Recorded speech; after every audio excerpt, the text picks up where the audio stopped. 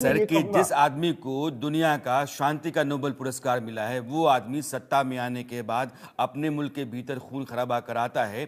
वहाँ यूनुस के इशारे पर ही खून खराबा हो रहा है और हिंदुओं के ऊपर जो अत्याचार हो रहे हैं, आज वो आदमी सरकार का मालिक मुख्तार बन के बैठा हुआ है।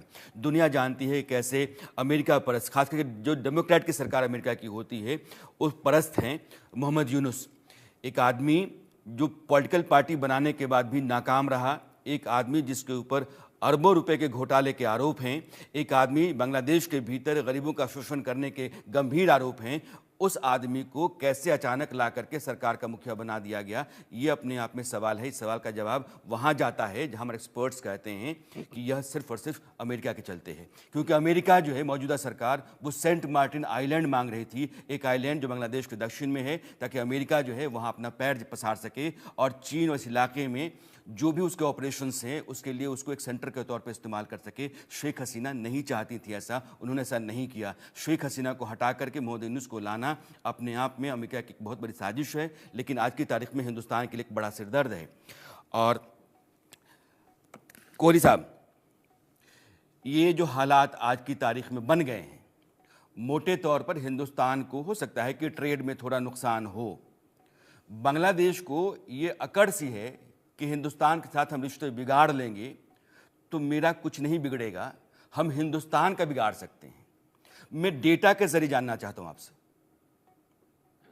नमस्कार राणा जी, सभी पैनलिस्ट को और इंडिया न्यूज के दर्शकों को मेरा अभिनंदन।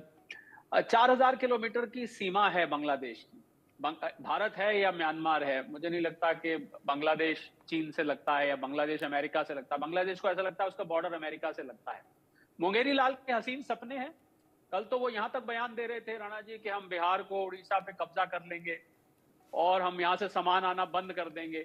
तो ये तो ऐसी बात हो गई कि आप, जरूरत आपको है और आप कह रहे हैं हम बंद कर देंगे। 12-13 बिलियन डॉलर का के आसपास का यहां से एक्सपोर्ट होता है। मुझे नहीं लगता कोई भी भारतीय या भारत सरकार इसको सैक्रिफाइस करना चाहेगी इस जगह से जहां पर हिंदुओं पे अत्याचार हो रहे हैं, हिंदू महिलाओं पे अत्याचार हो रहे हैं, जब हमारे मंदिरों को जलाया जा रहा है। उस जगह से अगर 12 बिलियन का, 13-14 बिलियन का ट्रेड जाता है तो भाड़ में जाए। नुकसान बांग्लादेश का है, भारत का कोई नुकसान नहीं है। 800 बिलियन डॉलर का हमारा इस समय राणा जी एक्सपोर्ट है।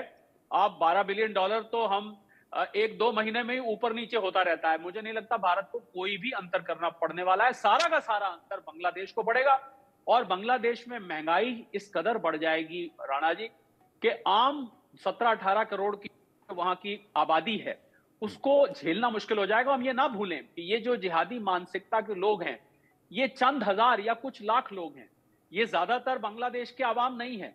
मुझे नहीं लगता इनको बांग्लादेश की आवाम की कोई परवाह है। ये कुछ नहीं परवाह करते, इनको सिर्फ अपना लक्ष्य सिद्ध करना है, इनको अपनी मानसिकता दिखानी है और ये बांग्लादेश को एक आर्थिक संकट में झोंक रहे हैं। कुछ हद तक तो झुक चुका है और बचा कुचा अब झुक जाएगा जैसे जैसे, क्योंकि ये जो विदेश सचिव वहां पर विजिट किया है, ये मुझे लगता है एक कदम है और इसके बाद भारत इकोनॉमिक सैंक्शन जिसको कहते हैं वो डेफिनेटली लगाएगा अगर ये थमता नहीं है। और अगर वो हो जाता है तो वहां पर इन्फ्लेशन कंट्रोल से बाहर हो जाएगी। उनके फॉरेन एक्सचेंज रिजर्व्स, कोई भी देश उनसे कपड़ा मंगाना नहीं चाहेगा। मैंने खुद बांग्लादेश के बाहर जाके कपड़े खरीदे हैं, उसकी एक जमाने में तारीफ करी है। लाखों के हिसाब से लोग उस इंडस्ट्री से जुड़े हुए हैं और हैरानी की बात, अंग्रेजी में एक शब्द होता है राणा जी जिसको हम बोलते हैं डाइकॉटमी। उसका अर्थ होता है, उसका अर्थ मैं आपको मोहम्मद यूनुस साहब से समझा देता हूं कि उनको जो नोबेल पुरस्कार मिला था 2006 में, मुझे याद है किस पे मिला था, उन्होंने ग्रामीण बैंक स्थापित किए थे, उन्होंने माइक्रो क्रेडिट और माइक्रो फाइनेंस लेके आए थे, महिलाओं को सशक्त किया था आर्थिक तौर पर और गरीबी के अगेंस्ट लड़ाई की थी। अब नोबेल पीस प्राइज क्या नोबेल रिवर्स पीस प्राइज होने वाला है, क्योंकि या तो ऐसे किसी पुरस्कार के लिए वो लड़ रहे हैं कि अब पीस को रिवर्स कर दो। ये चारों ही बात जिसके लिए उन्हें नोबेल पीस प्राइज मिला था, ये चारों ही बात इस हिंसा से बिल्कुल उलट होने वाली है।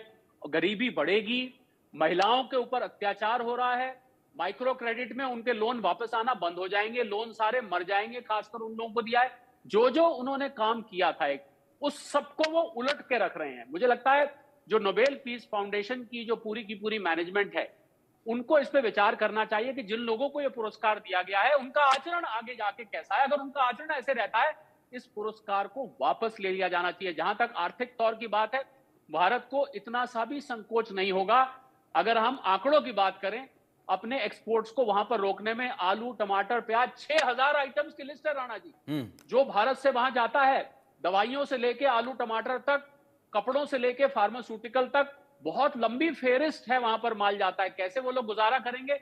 और क्या वहां के जो ये मानसिकता वाले लोग हैं, उन्होंने इस पे तनिक भी चिंतन किया है? डॉक्टर शरद इसका कोहली जवाब ने है, एक इसका लाइन जवाब है में ना। बांग्लादेश को मैसेज दे दिया है कि $800 बिलियन का हिंदुस्तान का कारोबार है। अगर $16 बिलियन या 14-15 बिलियन ऊपर नीचे